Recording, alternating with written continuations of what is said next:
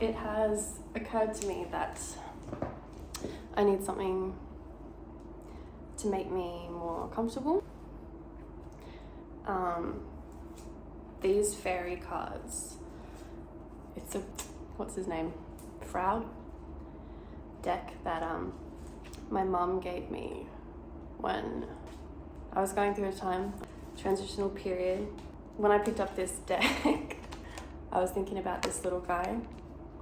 This little guy is called That Gnome, and I kind of forget what he's about. I think he's about trouble.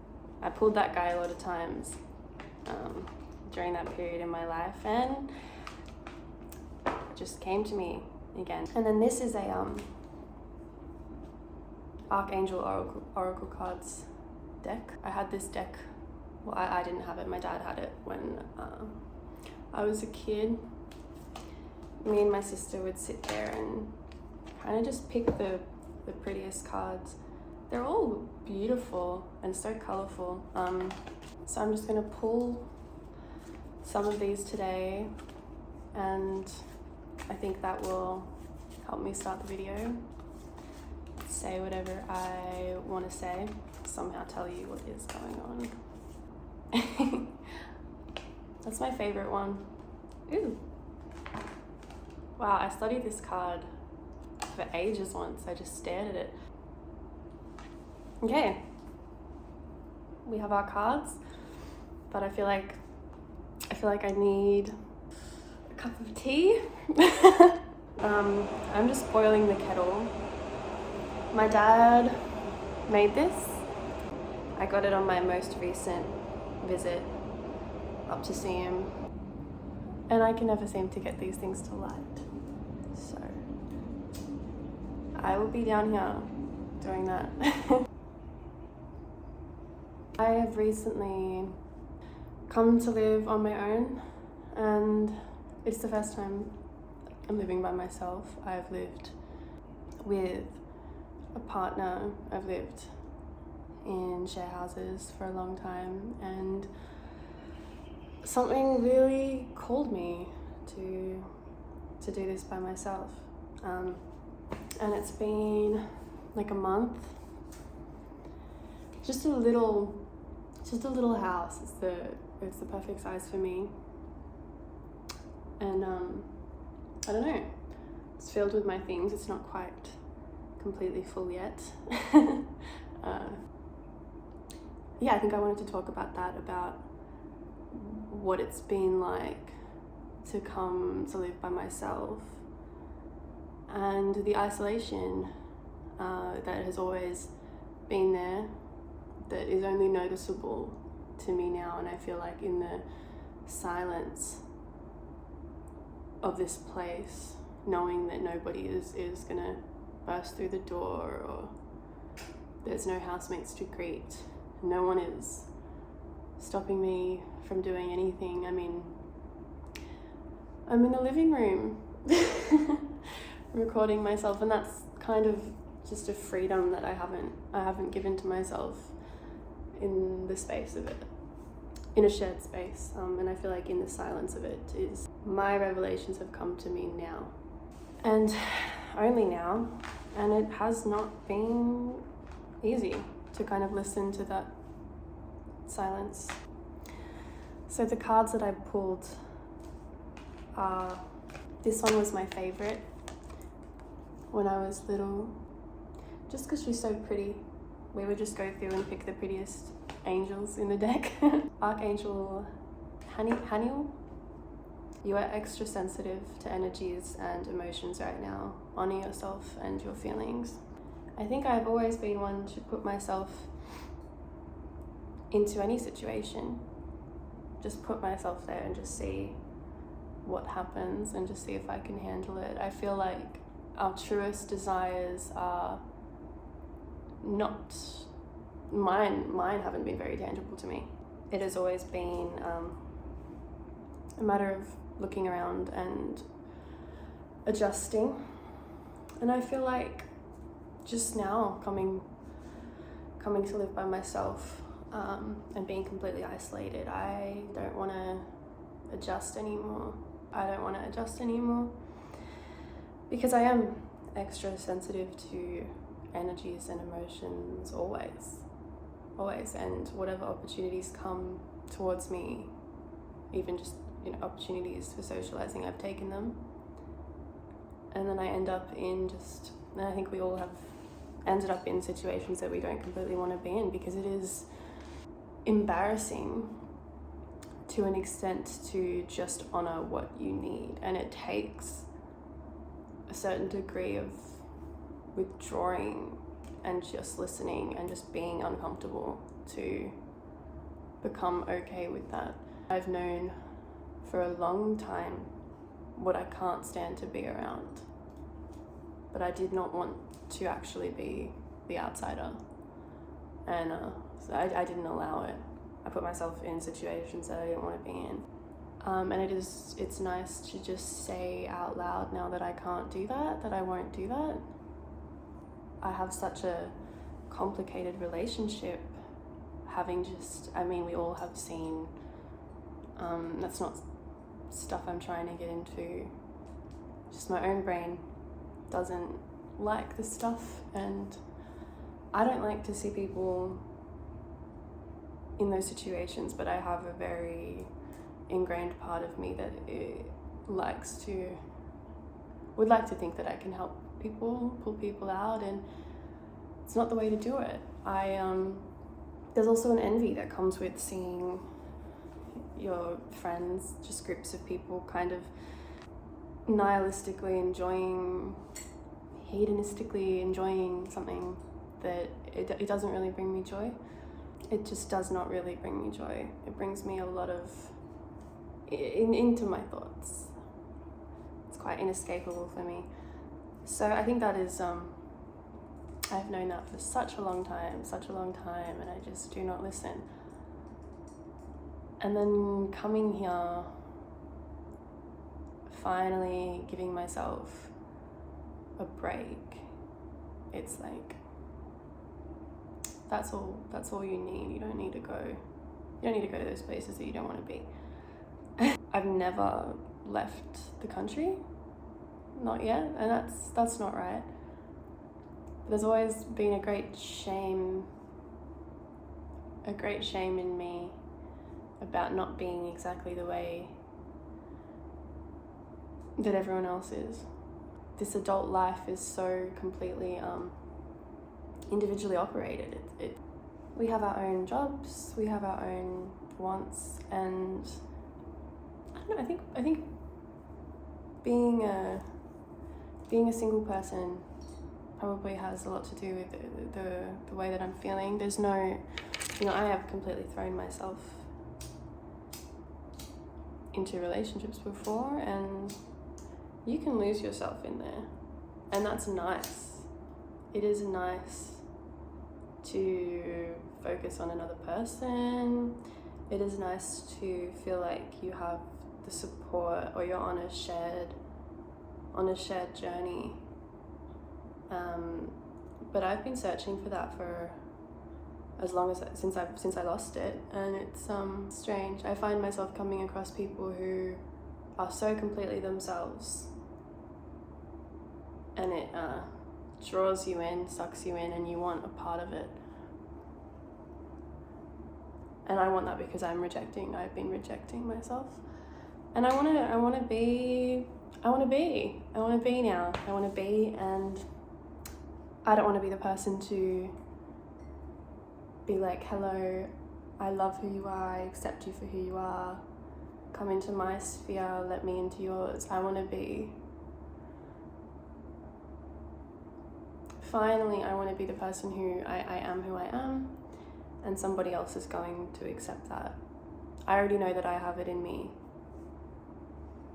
to do that for another person. I don't want this video to not have a topic. I really don't want it to not have a topic.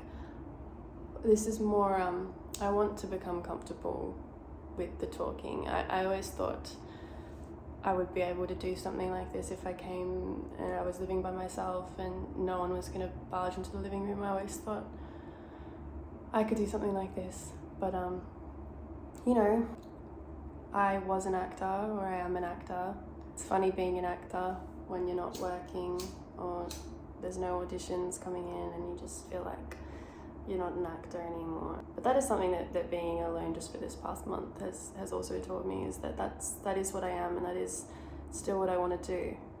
Though I really forgot it. I forgot it for quite some time, and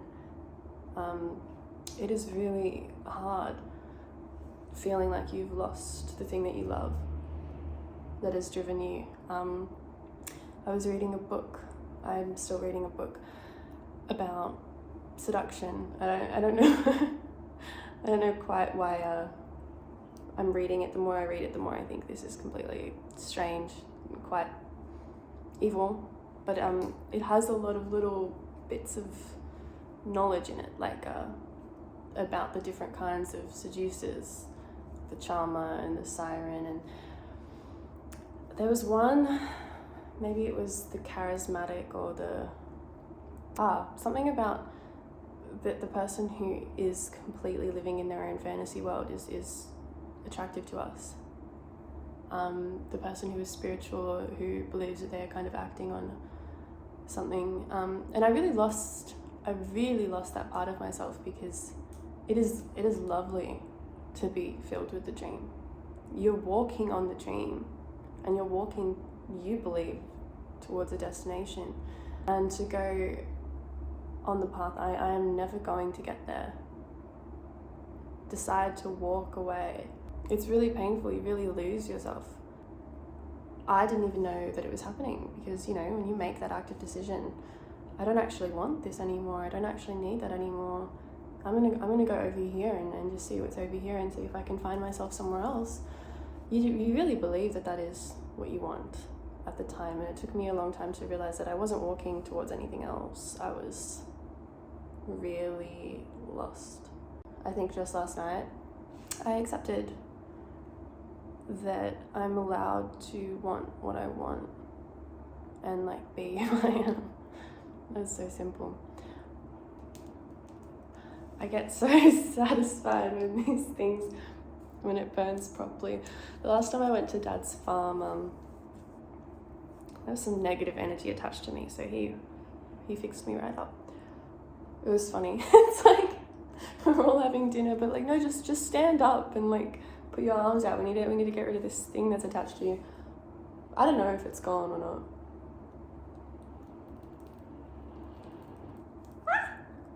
Okay. I'm making a huge mess.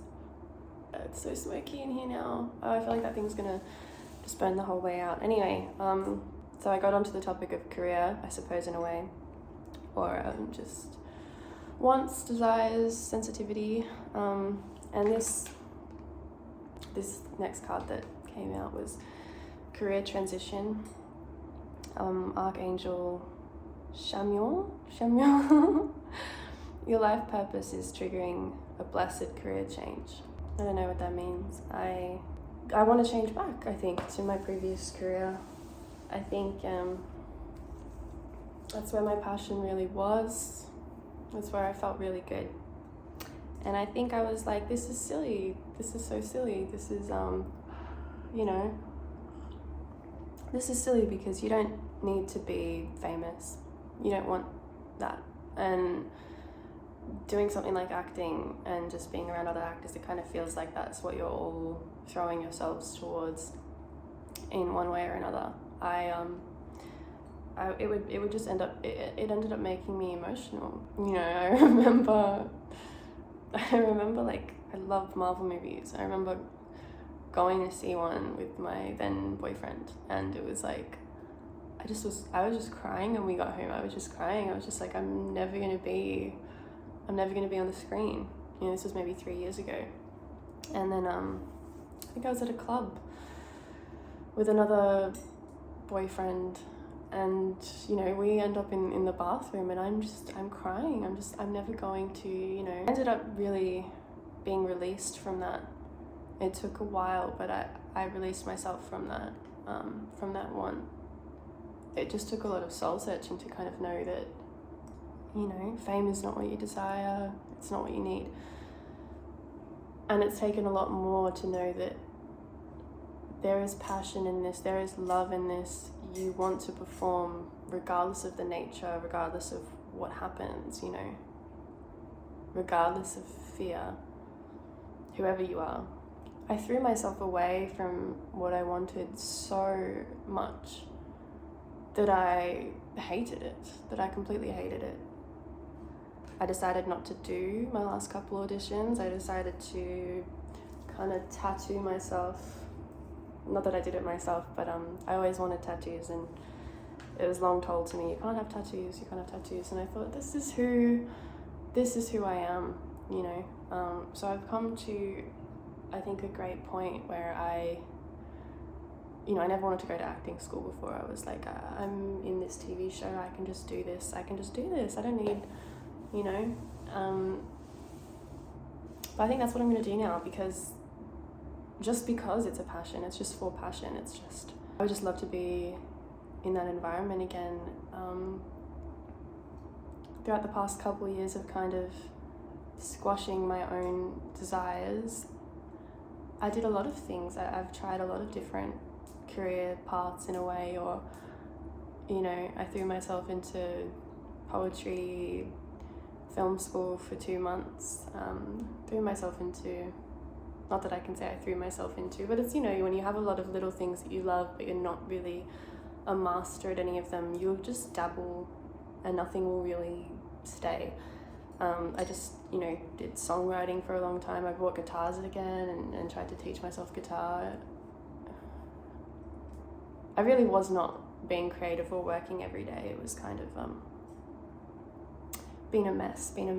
And then sometimes it's like, let me pick up a pen and write a poem, or let me pick up the canvas when it feels cathartic to do so. But, you know, I realized I was just frustrating myself. I was frustrating myself being like, why am I not a master at any of these other things, you know?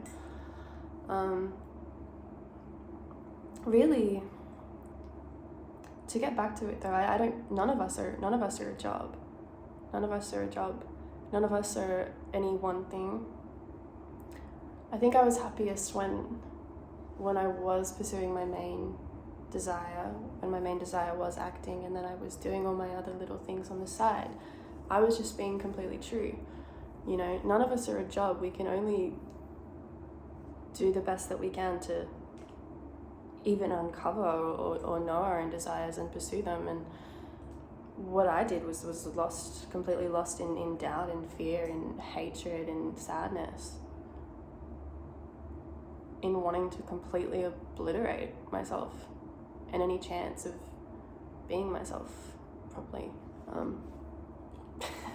We live in well, not all of us, but I think it's good to live in a fantasy world of some sort.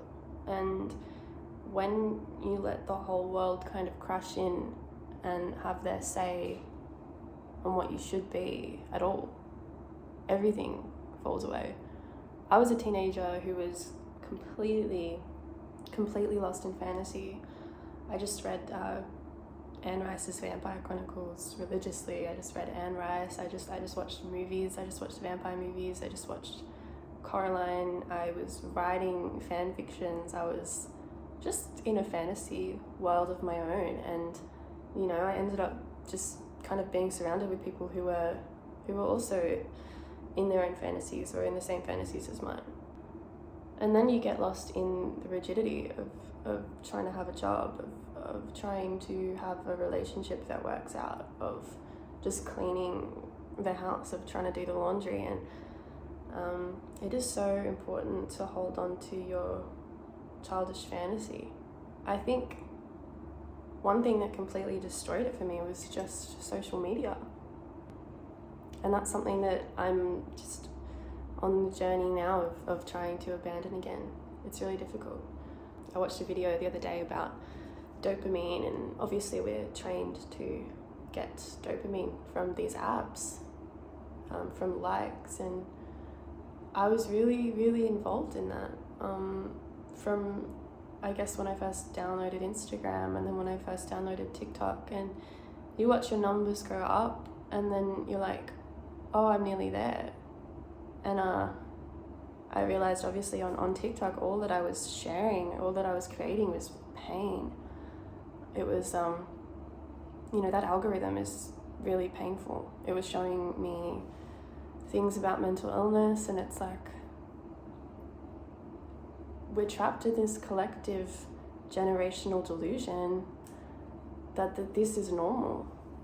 It seems so simple to say that it's not. I feel like everyone on some level recognizes this, and it's, you know, it is not your fault that you cannot put it down. It is just designed that way. I put down TikTok for months at a time, so many times. I saw my friends become TikTok influencers. And all that I learnt from that was that it is isolating, that it is crushing. I'm sure it's not sure how it works for everybody. I feel like, you know, when you're creating something and you're simply using these platforms as a tool for sharing, I feel like that's really beautiful. But it is too easy to get lost in numbers and hate comments and just negativity. I feel like it does have a negative impact on everyone, and that's all I've witnessed. I've had friends who are just in pain, or will be sitting in a room full of love and people and be on their phones. Oh, sorry. Yeah, I don't like that. I've never liked it. When I actually think about it, the only reason, I'm sure people will agree, the only reason I ever post on Instagram is when I'm in love with someone. The only reason I ever post anything is because I'm in love with someone. And that's just me though. You know, Instagram stories. How can I convey this special little part of my soul to this one person right now so that they'll see it and they'll understand? You know, which way do I want to present myself today? And I'm so not going to be doing that anymore. Yeah. Anyway, TikTok, that algorithm tells you what you are. It tells you what you are, and it's not true. Because I am completely different now to what that algorithm told me that I was. That algorithm wanted me to have every mental illness under the sun, to constantly dwell on it, to feel like, oh, I'm not alone, everybody feels like this, it's so normal. But it's just completely normalizing. No, it's like a melting pot of pain at the end of the day. Just a melting pot of pain. At least that's what it was showing me. I mean, I would hang out with people whose For You pages were hilarious. And then I try to make my For You page hilarious. I try to cheat the algorithm. I start a whole new account and I'm like, I'm just liking funny videos. But they know me. They know my search history. They know everything that I do. And they're like, no, this is what you are. This is what you are. No, I'm not. That's all I have to say. No, I'm not. So don't let that thing tell you who you are or how you should be. Gosh, how you should be. I have been off that app for just a little bit, and I don't go clubbing anymore. I went to a club the other night that is like a trendy club now or something, and I think I was in a bad mood. I think I was having one of my depressing days, and but I went there and I felt so terrible. I felt like every person who looked at me didn't like me. I felt like I'm completely lost. Yeah. You know, there's times in my life where that's enjoyable. The thing about nightclubs is it's what are you wearing? What illicit substances are you taking? Where can we get some? And I'm just not. It doesn't bring me any joy anymore. And I think I was in that club kind of knowing the secret about myself, that I'm no longer part of this world. And I couldn't be a part of it. People would not look at me or talk to me or smile at me, or maybe I probably just looked like, you know, when you go to a club with intention, with purpose, which I've done, it's beautiful. You know, you want to hear the music, you want to dance, you want to break, or you want to get a little bit drunk, whatever. I can do that, depending. You just have to put yourself in the right environment, you know. I only like dancing to certain kinds of music now, I've realized, and I don't want to feel alien. You know, you keep putting yourself in situations that you don't really want to be in. You're going to feel like an alien. You're not going to go outside again. It's kind of how I felt that night, you know, but it's on me. How did that relate to TikTok? Jesus. People think that they have to keep buying clothes and keep, you know, that's all I want to say about that, really. It's just promoting like something insane. It's promoting something completely insane. It's like, I can't say that on here. I don't know. I don't know how to say that. There are different levels of consciousness, and I just feel that it's keeping everyone in this one, you know, we're all watching the same videos and we're all like sharing this same like conscious experience. I feel like it's keeping you in this, I feel like all social media is doing that. You know, in my own isolation, I feel so terrible when I go on there and I see what people are doing, like wearing, and it's really nice to feel free of it. Such a simple concept, but it's, you know, I'm a 22-year-old, and to feel like that at 22 is something strange. You know, so my closest friend is like a lot of my closest friends, people who have been my closest friends, are like influencers. So like, I just feel like knowing a social media influencer versus like knowing their Instagram account or TikTok account are like two completely different things.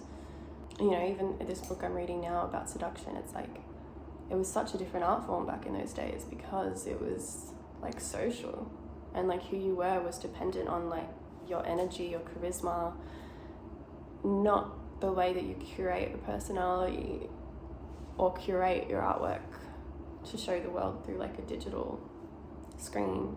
I feel like that's changed the world a lot. Obviously, people have had this conversation before, but yeah, for me, I feel good with drawing. That's all I really have to say on the topic. I don't know what I've been talking about today. My epiphanies, my own personal epiphanies. This is my first time doing this, so I don't know how it works. Being an actor, my job has always been not to look at the camera. I don't have this whole thing set up right now. I'm like looking at myself in my phone. I don't know where I should be looking. I don't like looking at myself in the phone. But yeah, my whole job's been to not look at the camera, and I've always loved that.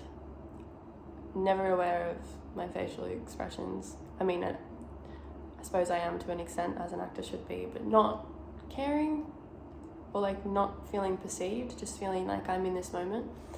I've always loved that. That's why I haven't enjoyed modeling as much. People ask me why, but it's freedom. And yeah, doing this is strange. I had to do interviews once upon a time years ago, and it was looking directly into the camera interviews, and it took me so long to figure that out, and I feel like it'll take me a long time to figure this out. But this is it's really weird talking to yourself in your house, and in your house. What am I talking about? It's really weird. The first night that I moved in here on my own, I suppose this whole video is just about being on my own. People have asked me, is it lonely? It's lonely. And it's strange because living by yourself, you can't kind of be in an illusion anymore that there are people around. Like in a share house, I'm like, there's people around. I'm not by myself. I can knock on my friend's door. You have to like put yourself out in the world with intention, you know? And it's nice to kind of have to have that power over myself. I was living life with pretty much no intention for a long time, and I knew that this is what I needed, and you know, there was a lot of things that brought me here, a lot of last minute decisions, a lot of yeses and nos, and you have to find your yes and your no, and that is the most powerful thing that you will do. Just find your true yes and your true no. I was reading a book about, it's a crazy book. I think it was some kind of indoctrination into some kind of, I don't know, I'm not going to talk about it. but it talked about the power of yes and no, like God and the devil, like good and bad, and like nothing exists without that balance of yes and no. Like it's what the whole universe is. It's like white nothingness or black nothingness, I don't know. And there's like a yes and a no. And if they weren't to exist and be pulling on each other constantly, what would there be? There just wouldn't be anything. That's what I think. I think I spoke about my dad before. He made this. This is a talisman he gave me for my birthday. It's he found this bone for me when I was at his place. This is it's got little teeth on it. It's like a little knife. Not really, I can't cut anything. And I love this. I feel like it protects me when I go outside, so I wear it. And my mum made this earring. This symbol I kind of wear all the time. And my first night, I suppose if this is going to close the video, if I've said anything that I think is important, I will edit this together and we'll see what happens. But it's possible that I didn't say anything at all, and that's okay. My intention here is just to know myself, to know the universe, to know people. When I'm here by myself, I kind of need to listen to something. I've been listening to a lot more podcasts because it kind of just feels nice. And if anyone wants to listen to this while they're just chilling out, I hope that something of it has helped you, and that, I don't know, I will learn how to do this better and how to speak freely. I feel like there's a lot more in my head that I want to say, and that's my thing. And my first night living here was really emotional. A lot of things happened last minute for me. I somehow organised this all last minute. I had help, which was good. My best friend organised, moving guy from Airtasker to like move my stuff from there to here, and it wouldn't like all fit in this van. I don't know, I think it could have all fit in his van, but he was like, no, I can't fit all in the van. I'm like, I think it could if you just packed it right. So my best friend had to take a lot of stuff in her car to here, and we came here and it was like, oh my gosh, look at all my crap on the floor, and what are we gonna do? Let's just I don't even remember like what we did that day, but like she left at some point and it was like, I'm by myself for the first time in my life, like truly first time I'm by myself in like every kind of sense of the word. And I set up my bookshelf over there. I just put all my books, and this was on my bookshelf. Yes, I ripped it a tiny bit, but my dad's an artist and many other things, and for my 21st he gave me a big box of things that he'd saved from when I was born, and he made this book of like portraits that he drew of when I was just a little baby. And so I picked this up on my first night here and I read it and I cried. I just sat here crying, and it was the perfect thing I needed to hear. But he said, Dear Akasha, this is something I made for your 21st. It's a collection of baby drawings and some original collage artworks. 21 years, time sure has flown by. It has been a pleasure watching you transform into a wondrous, beautiful young woman over the years. I wish you all the best for an amazing future. Lots of love, Dad. He drew his little sigil that he does, and yeah, that was a lot for me to read then, and I'm 22 now, but yeah, that's all. I guess that was the story.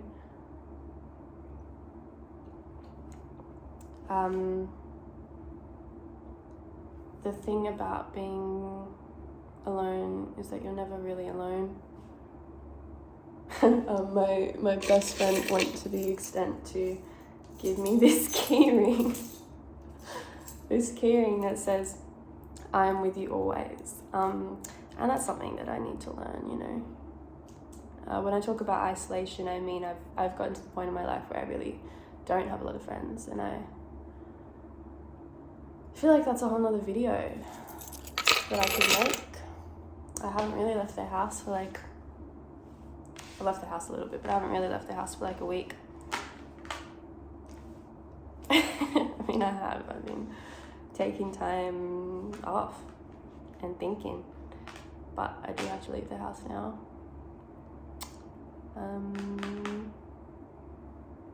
Yeah, so goodbye. I think, you know, whatever a YouTube video, whatever a talking little, whatever it is, can't say it's been nice talking to you, because I'm talking to myself, so it's been nice talking to myself. It has. I think I'll do it again. So thank you.